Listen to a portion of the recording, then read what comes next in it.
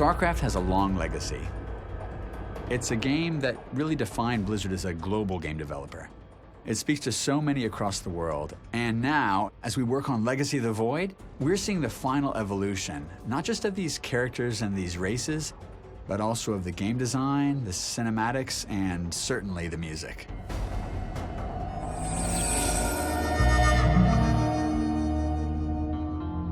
My name's Glenn Stafford. I'm a senior composer here at Blizzard. I've been here since 1993. I came on as a contractor for about a week, and then they hired me on as the first Blizzard sound guy, although we weren't Blizzard yet. Yeah. I want to say late 95, early 96 is when we started talking about StarCraft. As it shaped up, we wanted to have a distinct sound for all three of those races. Kind of a space cowboy country approach to the Terrans, contrasting with this big ethereal sound for the Protoss with choirs and stuff. The Zerg, we took a step further with using an outside contractor, at the time Derek Duke, to create this really creepy electronic vibe.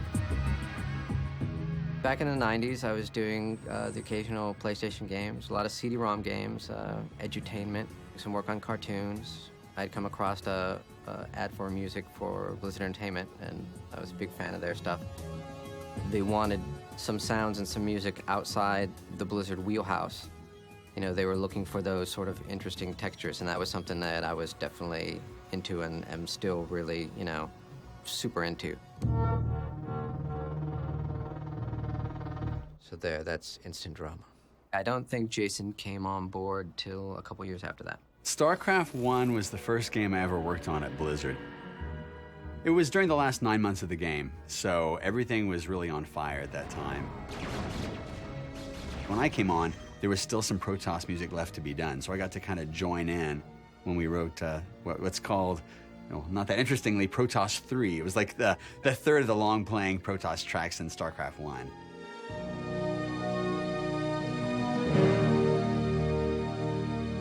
At the time, they didn't have the massive orchestral libraries that they do today, so we didn't even know what we were missing. I mean, there wasn't such a thing as saying, you're going to make this gigantic orchestral sound with only electronics.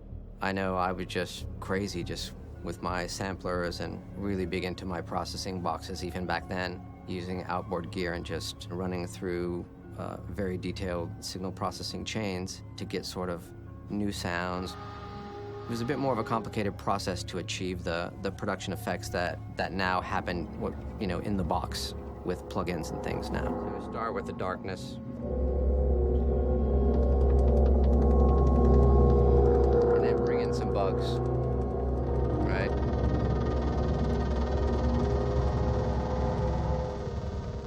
So 20 years ago, that would have been a full day's work. Listening to the stuff today, those are great sounds, right? But man, it's like nothing compares to recording with a full orchestra.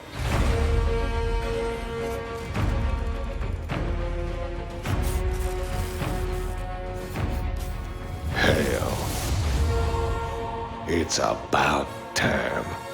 As we ramped up for StarCraft 2 development for Wings of Liberty, the Terran-focused campaign, we had a whole kind of wide range of instrumentation, guitar-heavy, even more guitar-heavy than the original. I did blend that with samples as well to fill it out, and also to kind of preserve a little bit of a retro legacy feel.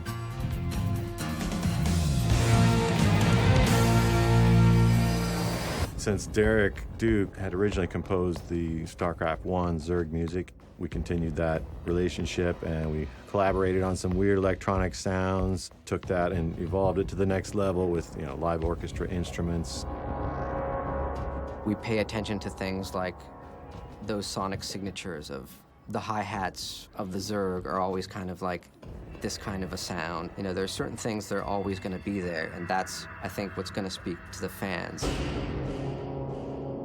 Jason came on during Heart of the Swarm. Towards the end, I got to have my one little foot in the door on Heart of the Swarm as far as writing music on that one track. It's really a cool full circle moment for me because, starting back with Glenn during the tail end of StarCraft 1 development, where I got to contribute to the Protoss music, now We're at this third installment in this epic trilogy, and it's all about the Protoss. And so it's wonderful to be able to flesh out a lot of the ideas we started way back then and kind of see where they go and mature into these full-fledged themes.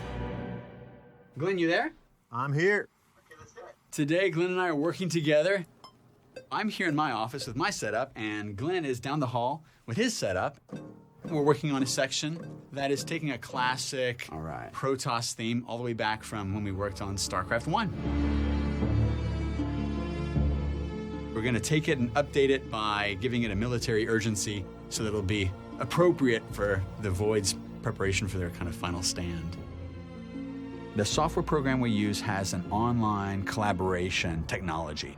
It doesn't take long. I mean, in a matter of just a few hours, we can have a queue up and going that sounds quite polished. So this is the classic Protoss theme.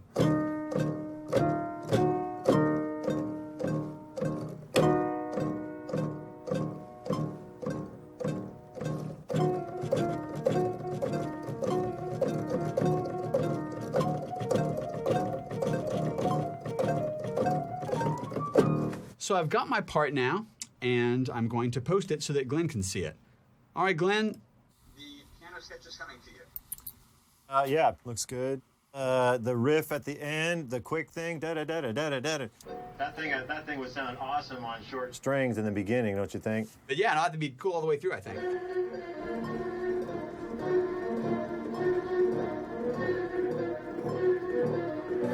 Nice. From one section to another, you know, at some point, I'm kind of leading the charge and he's helping me develop the idea. And at another moment, maybe he's leading the charge and I'm helping develop his idea. I don't worry about getting like writer's block at all. It's like impossible.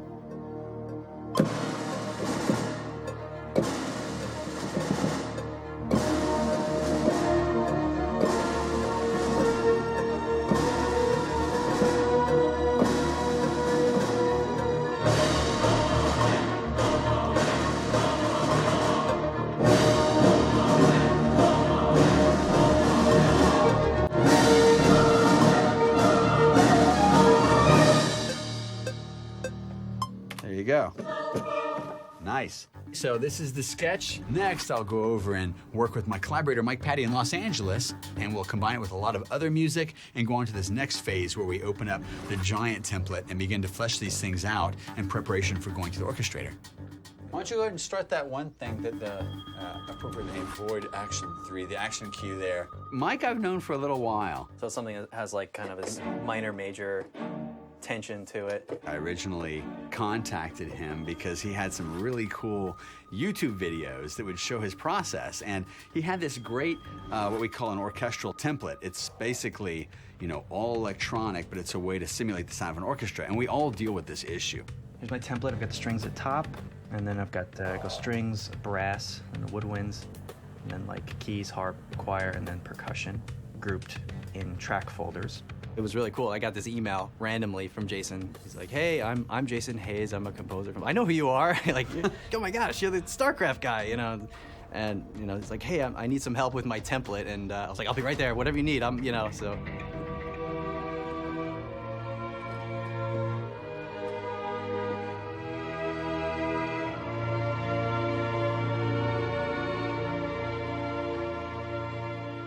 So that'll be like sort of the long strings, and we have short string.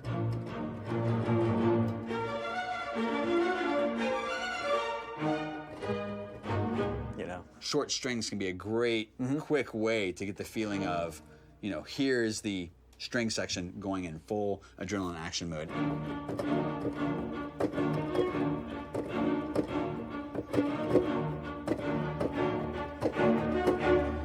as a general idea, and then I'll record it in, and this is what it ends up sounding like.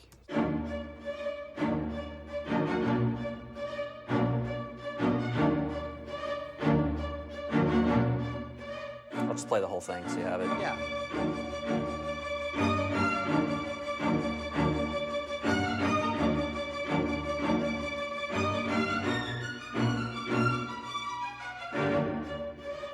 what's so nice about that also? It's like right there on one instrument, Mike can play that in. You know exactly what he's going for. And just the basic first steps of writing, a big patch like this with the entire range of strings, it's great for writing. Because what you played there totally suggests an attitude and a feeling for the cue, right? The first time you see the Spear of Adun, to me, that was really important for us to hit because, you know, you have this amazing ship and it represents the highest ideals of what Protoss, you know, the Protoss race can be. It's beautiful and it's inspiring, it's aspirational, and it feels almost like, you know, it's like a religious experience. You're like, oh, here it is.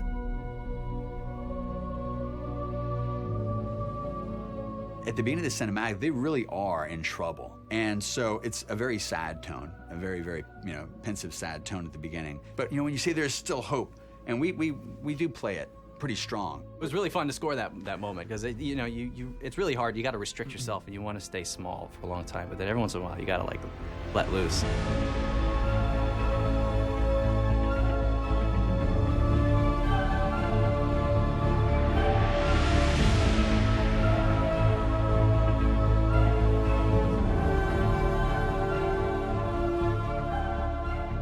Game development's going on like a freight train that doesn't stop, and it's all happening at the same time. The designers are working on their missions and the story arc and the realization of the moment to moment as we're trying to write music. There's also this huge effort going on in the cinematics department, and Neil Acree has been working with us on the music for those simultaneously while we work on the endgame.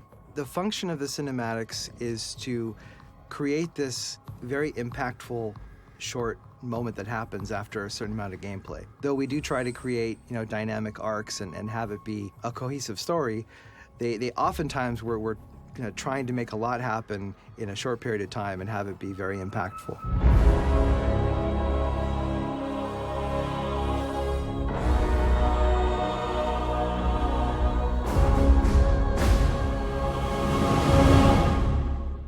A lot of times we go in with a specific idea in mind, try to find a way to tie all the stories together in a cohesive way. And sometimes we'll end up finding something that does that, but not in the way we thought it would. In this particular case, there was kind of a heroic theme that happened when Zeratul confronted Amon, who was acting through Artanis. For ire.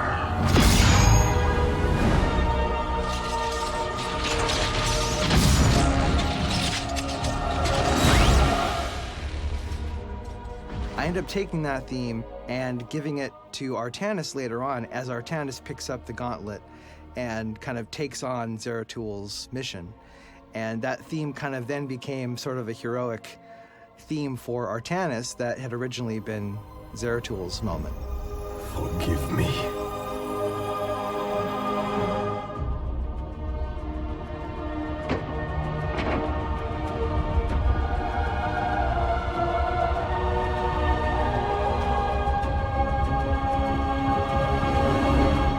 The Protoss are constantly in communication through the Kala, so we want to find a musical way to demonstrate that. And for that, we use choir. It used to be that if we had vocals in our games, it would be, you know, me singing in a vocal booth and Glenn singing in a vocal booth. And we'd record ourselves singing this thing like 20 times, and we're not even good singers. It's pretty cool, the magic you can create doing that technique. But again, compared to a big group of professional singers, the Protoss deserve a real choir. We start with 32 voices, and we have them double track and triple track. By the end, it sounds like at least 96 players. It's all about making a bigger sound, and a space like this with the acoustics, you know, it's the best place to do it.